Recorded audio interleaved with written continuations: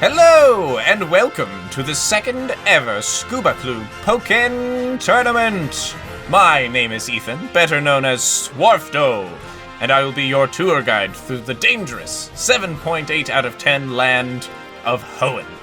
I'm here to give you a step-by-step walkthrough of the journey you shall all be taking. So without further ado, let us begin. Like the rest of the group, you have all been abandoned by your collective dad and have been thrust into a terrible journey in which you all must coerce wild animals into beating the shit out of each other. But this time, you will not be alone. This time, you will all be paired up with a buddy. Lucas has been in the tank, running the numbers. He has personally developed a foolproof galaxy brain method of dispersing the noobs with the sweaty tryhards, using nothing but the most advanced algorithms, spreadsheets, and big data blockchain technologies to pair you up with your perfect Poke partner. So rest assured, Danny, that under no circumstance will I, Swarfdo, be stolen away from you. With that out of the way, let the tour commence. Our adventure begins as you eat shit falling out of a moving truck. You'll talk to your mom, who wants absolutely nothing to do with you. She'll tell you to get off your lazy ass and set the clock so that she can tell when the Great British Bake Off is on. After that, you'll want to make some friends in this new town. To do this, barge into your neighbor's house completely uninvited. Don't worry, this is normal in this world. After speaking to your soon-to-be rival, make your way outside. If you head north, you should hear the wonderful sounds of an adult trying his best as he is hunted by the local wildlife. Save his worthless ass, and steal your first animal weapon. Be sure to carefully select which one, as the breakneck speeds of this universe dictate that menus are super slurk. Professor Birch may be a schmuck, but he's got pretty good taste. You can't really go wrong with any of these specimens. This little piece of Kentucky Fried Chicken is pretty good. He watches Bruce Lee films 24/7, which he uses to master martial arts through osmosis. Eventually, he will achieve enlightenment and become the double drumstick sensei and obliterate any grass, rock, and normal types. Next, this fucking gecko is the most absorb happy shit you have ever seen. That is all this fucker will be doing. If you picked the water type, you will learn to despise this green bastard and his bro, Big Yoshi, later on. As for the water type, I heard you like mudkips. Him and his bro, Big Kipper, make all ground, fire, rock, and electric types quake in fear as this chonky lad will sit on them all, as they look into his eyes and know true fear. Once you defeat the local wildlife, and the professor forfeits his soul to you, he will let you nickname your adorable son, and you can begin the real adventure. Go north, passing through Oldale Town, to beat the shit out of your rival. To do this consistently, you will want to raise your son to level 6 and make sure he is healthy before the fight. After crushing your new friend's dreams, go back and talk to the professor so that they can finally leave you alone. Your rival will give you 5 slavery balls, and now the real journey begins. Go back up north to Oldale and head west, and you can finally catch some real boys. Here you can find a lily pad, a little dog, Sonic, a small child, an angry acorn, and some buggy boys. On this route, you will also find some juicy berries. These will be extremely useful for the inevitable tournament. Be sure to pick these up. Make your way to the gym in the next town, where your deadbeat dad tells you to teach this little shit Wall-E what the fuck a Pokemon is, as your dad can't be bothered. Wall-E then demonstrates how to capture wild animals by first weakening, then locking them inside slavery balls. Once his RNG skills are flexed, load up on drugs from the local pharmacy. It's a fair trek to the next city. From here, you will make your way west. On this oceanside route, you can find such wonderful species as Waterbird, Not Waterbird, and Waterball. After enjoying the salty breeze, continue north into Petalburg Woods. Here in these woods, novice trainers are here to serve as the fuel to power up your little lads, as their bugs stand no chance against your PETA-hated weapons of mass destruction. The forest is also home to some shitty bugs, a lazy fucker, and Jackie Chan Mushroom Lad. In the middle of the forest, you will run into the local nasty crime boy. With the help of some drugs, their dog shouldn't pose a threat. kick their ass, and make your way north out of the forest, across the lake, and into Rustboro City. In Rustboro, your objective is to defeat the gym and its leader, Punching Bag Number 1, Roxanne and her band of surly rock types. If you started with the Gecko or Kipper, this gym may be a pushover. But if you chose Kentucky Fried Chicken, be sure to achieve double drumstick enlightenment before participating in this high-class bout. Alternatively, you could also capture one of the many grass and water types on your journey to this point, and force-feed it supplements to beef up your team. One of these specimens should sit on her just fine. If you find your Pokemon are not adequately thick before this, you can head northeast of the city where you will find some trainers to stomp. Once her ass and Nosepass are thoroughly thrashed, witness Grand Theft Pokemon and chase after the nasty crime boy. On your way east, watch out for a loud motherfucker, a future corpse, and an ultra-rare useless cat.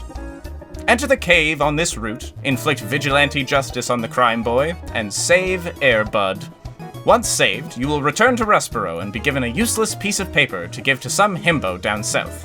When leaving the town, if you are in the Emerald Dimension, your rival will ask for a quick spar, which you can politely decline.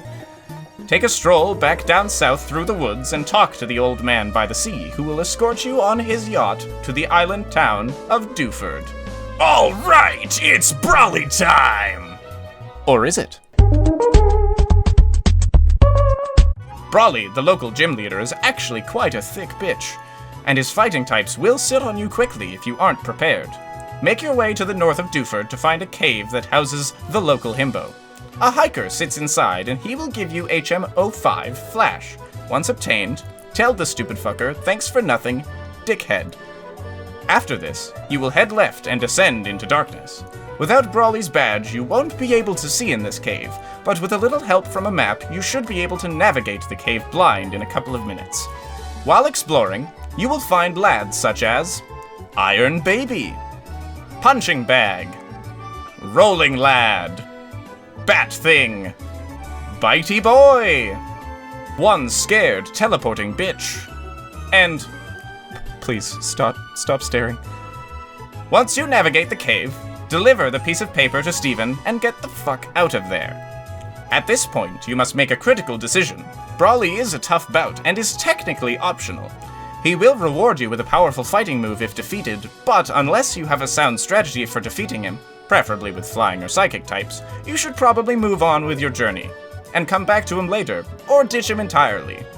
The trainers in his gym are a good source of experience though, so you may wish to take advantage of this. Another option before leaving Dewford is to collect a beat-up carrot on a stick from the fisherman to the right of the gym. Using this fishing rod in the ocean, you will be able to catch one of Scub's Inklings, and a whole lot of splashy boys. Once you are ready to leave Dewford, speak to the boatman, and request to be taken to Slateport. Here you will DIY your own beach episode as you train your lads against the innocent populace at the beach. Once you have made your way into Slateport, go visit the local boat place, wave a piece of paper at this man, and get the fuck out of there. Now, it's aquarium crime time! Heal up your lads and vex these hooligans, and meet their boss, who really doesn't matter.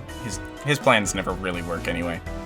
Once you clean up the crime boys, make your way north and prepare your anus. On the route above Slateport is a battle that is sure to leave you in tears. In the grass surrounding such a fearsome foe, you can find Walt Disney's Bolt, a potted plant, 2 very small Pikachu knockoffs, and Vor Baby. Now, prepare your butts. It's rival time! This time, though, it is serious. Your rival wants to see you succeed, but isn't afraid to whip you into shape. The team they have will be a trinity of fire, water, and grass. Their strongest Pokemon will be chosen to specifically wreck your starter. If you wish to beat this foe, your starter alone will not suffice, unless you like banging your head against walls. Here are some good ideas for countering, depending on what starter you picked. Hopefully these will be enough, and pray the RNG gods smile upon you. If you somehow manage to defeat this foe, make your way north to Mauville. Once in the city, go talk to Rock Smashman, who will give you Rock Smash. In this city, your goal is to defeat the gym leader, Watson, but wait, who the fuck is this? Oh right, Wally. You will see him blocking the entrance to the gym. Teach him not to loiter by absolutely annihilating his pathetic ass. Once that's over with, if you don't feel ready for the gym, you can optionally go to the west and find 2 shitty bugs. And every rose has its thorns. Then you can make your way to Verdanturf Town. This place doesn't have much, except for some trainers to murder on your way there. But once you beat the next gym, you can come back here to obtain the powerful HMO4 Strength. Back in Mauville City Gym, if you picked the Kipper, congratulations! Watson is officially your bitch. Watson is an electric gym leader, so if you are running a Gecko or Kentucky Fried Chicken, time to get creative. The Gecko resists electricity, but will still have trouble taking out the big, bolty boys. KFC should focus on just beating the shit out of him, and pray that this is enough. This fight should be significantly less frustrating than the last rival battle. Then, once done, teach Rock Smash to one of your slaves, and head north and turn the rocks blocking your way to rubble. Once you pass by the smashed rocks, heading left, you'll find that the nasty crime boys are up to no good. They are blocking a gondola that we'll probably never use. Further left is a cave that will allow you to pass through the mountain and access the next area. In this cave you can meet the Karate Kid, a pile of gross, a ball of gross, and the Volcano Bros. Head outside, and now it's time to get swiggity sooty! Watch out not to get Ash Ketchum all up in your mouth. While you are here, look out for a dirt ball, a baked rabbit, and a CF-105 Avro Aero fighter jet. Continuing left, make your way to Fall Arbor, and you can honestly just skip this place. Worthless Town doesn't deserve our time. Once past it, head south and you can find a small fart, an angry furry, and a mighty bitey snake. Around here is probably when Lucas, your benevolent lord and savior, will tell you to wrap up. If you are going past this point, congrats, Swift, Keith, and Robin. You are all sweaty tryhards. And now it's time for some tips and tricks! During tournament battles, items in your bag, such as potions, are as useless as your New Year's resolution gym membership. In order to use items during the tournament, you will need to give them to your Pokemon to hold before you finish your run. Each Pokemon can only hold one item at a time. Items like potions and antidotes are great outside the tournament, but your Pokemon don't have opposable thumbs, so make sure to give them something toddler-proof. In order to heal your Pokemon in the tournament, you must give them berries that they can eat mid-battle. For example, depending on the berry, it could heal your Pokemon when its health is low, or cure pesky status ailments like poison or paralysis. There are also many other held items that boost the power of some moves, or can add new abilities that can change the tide of battle in your favor.